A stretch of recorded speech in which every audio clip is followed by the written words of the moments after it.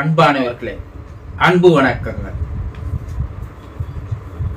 நாள்தோறும் தொடர்ந்து இந்த சேனலை பார்த்து வருகின்ற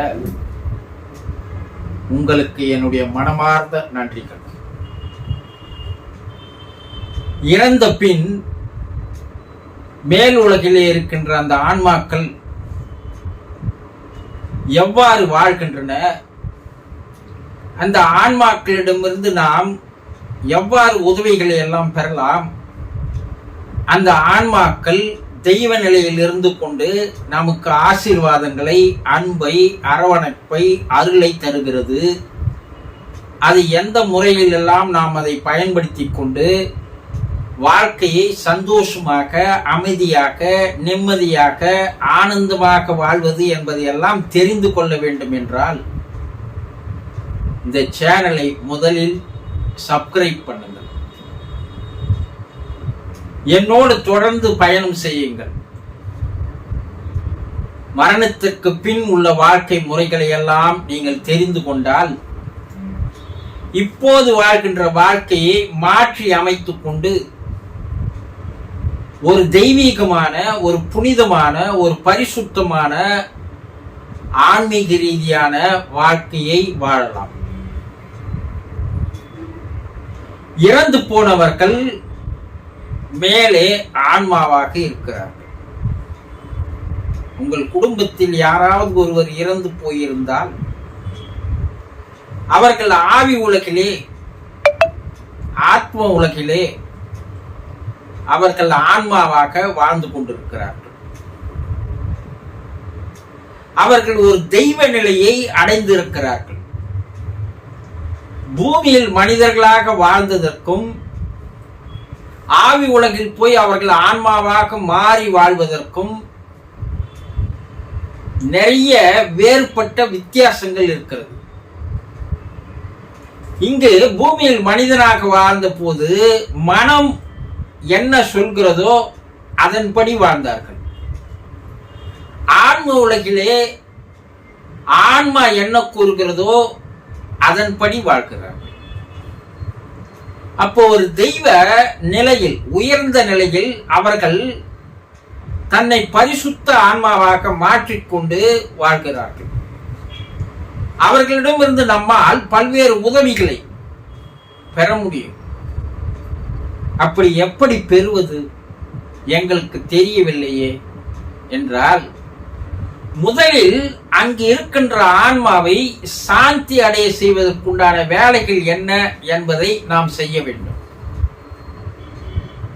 சாந்தி அடைவது என்றால் அங்கு இருக்கிற ஆன்மா அமைதி அடைய வேண்டும், நிம்மதி பெற வேண்டும். அப்ப அதற்கு நாம் என்ன செய்யணும்? அங்கு இருக்கின்ற ஆன்மாக்கள் அமைதி இல்லாமல், நிம்மதி இல்லாமல் பூமியில் வாழ்ந்த வாழ்க்கையை நினைத்துக் கொண்டு, உங்களை எல்லாம் நினைத்துக் கொண்டு அது கலங்கிய வண்ணமாக, வருந்திய வண்ணமாக, சோகமாக வாழ்ந்து வருகிறது. அப்ப நம்ம என்ன செய்யணும்? ஏன் அதுக்கு அந்த நிலை வருகிறது என்றால், நாம் இங்கே அவர்களை நினைத்து கவலைப்பட்டு கொண்டு, வேதனைப்பட்டு கொண்டு, கண் கலங்கி கொண்டு, துக்கத்திலேயே வாழ்ந்து வரும்போது நம்முடைய மன அலைகள் அவர்களை போய் தாக்கி அவர்களையும் அந்த நிலைக்கு ஆளாக்குகிறது. பூமியில் வாழ்கின்ற நம்முடைய மன என்ன அலைகள் அங்கே போகுமா என்றால், ஒரு மனிதனுடைய மன எண்ண அலைகள் உலகமெங்கல்ல 7 உலகங்கள் தாண்டி செல்லுகின்ற சக்தி ஆற்றல் இருக்கிறது என்று விஞ்ஞானிகள் கூறுகிறார்கள். அப்ப நாம் என்ன நிலையில் பூமியில் இருக்கிறோமோ அதே நிலையை அவர்களுக்கு நாம் தருகிறோம்.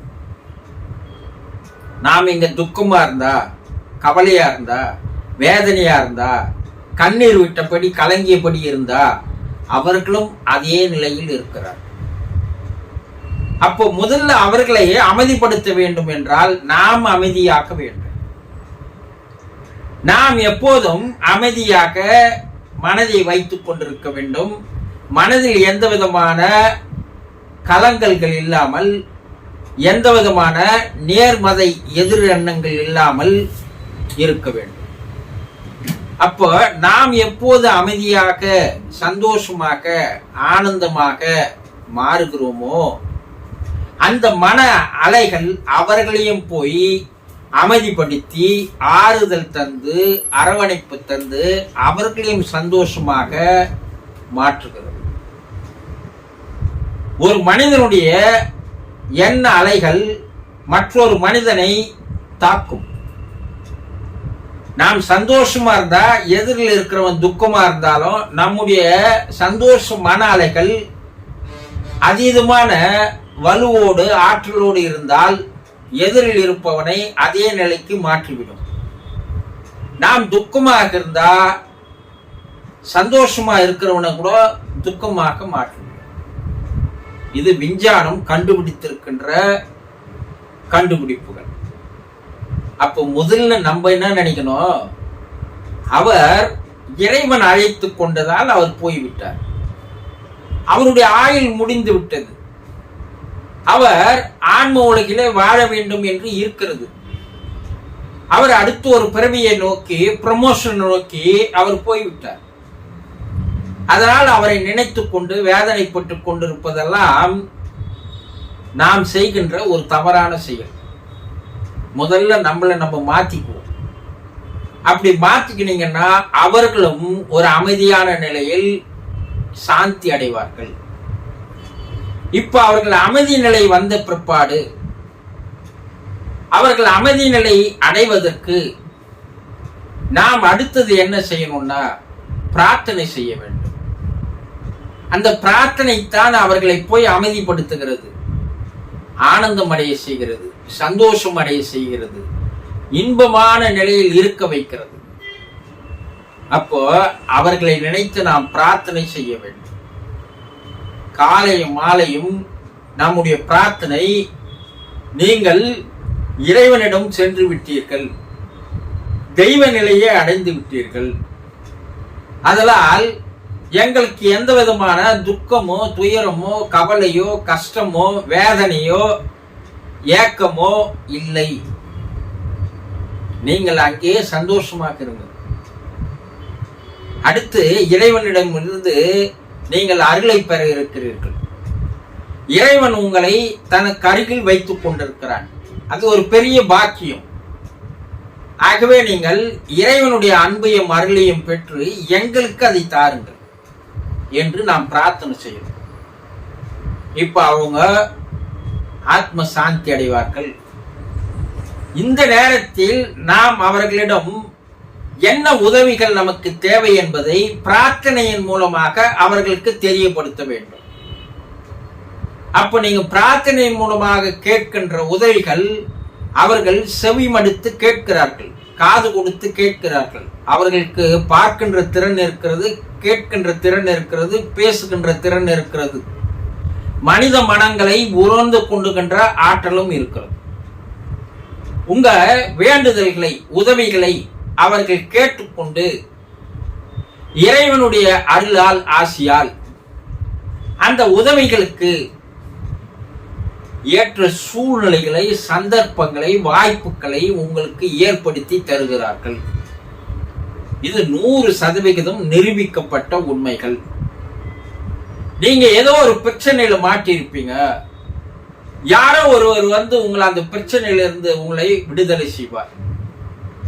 ஏதோ பிரச்சனையிலிருந்து தீர்ப்பதற்கு உங்களுக்கு நீங்களே ஒரு தீர்வை கண்டுபிடிப்பீர்கள். அது அவர்கள் மூலமாக அனுப்பப்பட்ட ஆற்றலாகும், அவர்கள் மூலமாக அனுப்பப்பட்ட ஆளாகும். ஒவ்வொரு நிலையிலும் அவர்கள் ஏதோ ஒரு வகையில் உங்களுக்கு உதவிகள் செய்கிறார்கள். அப்போ அவர்கள் ஆன்ம சாந்தி அடைவதற்கு நீங்கள் அமைதியாக, நல்ல ஒரு நிம்மதியாக, ஒரு ஆசுவாசமான மனத்தோடு இருப்பதற்கு பழக்கப்படுத்திக் கொள்ளுங்கள். இதனால் அவர்களும் சந்தோஷமாக, அமைதியாக, ஆனந்தமாக மாறுகிறார்கள். பின்பு பிரார்த்தனையின் மூலமாக உங்களுக்கு என்ன உதவிகள் வேண்டும் என்றோ அந்த உதவிகளை அவர்களிடம் கேளுங்கள். அவர்கள் இறைவன் அருளை கொண்டு அவர்களுடைய ஆற்றலையும் கொண்டு உங்களுக்கு அதற்குண்டான சூழ்நிலைகளை, சந்தர்ப்பங்களை, வாய்ப்புகளை அவர்கள் ஏற்படுத்தி தந்து உங்களுக்கு உதவி செய்கிறார்கள் என்று ஆவி உலக ஆராய்ச்சியாளர்களால் பல்வேறு நிலைகளில் நிரூபிக்கப்பட்டிருக்கிறது. ஆகவே இன்று முதல் உங்கள் குடும்பத்தில் யாராவது இறந்து போயிருந்தால் அவர்களுடைய ஆன்மா அங்கே இருக்கிறது. அந்த ஆன்மாவிடமிருந்து நீங்கள் உதவிகள் கேட்டு பெறலாம். உங்கள் வாழ்க்கையை நீங்கள் சந்தோஷமாக மாற்றிக்கொள்ளலாம். புரிந்து கொண்டீர்களா? சந்தோஷம்.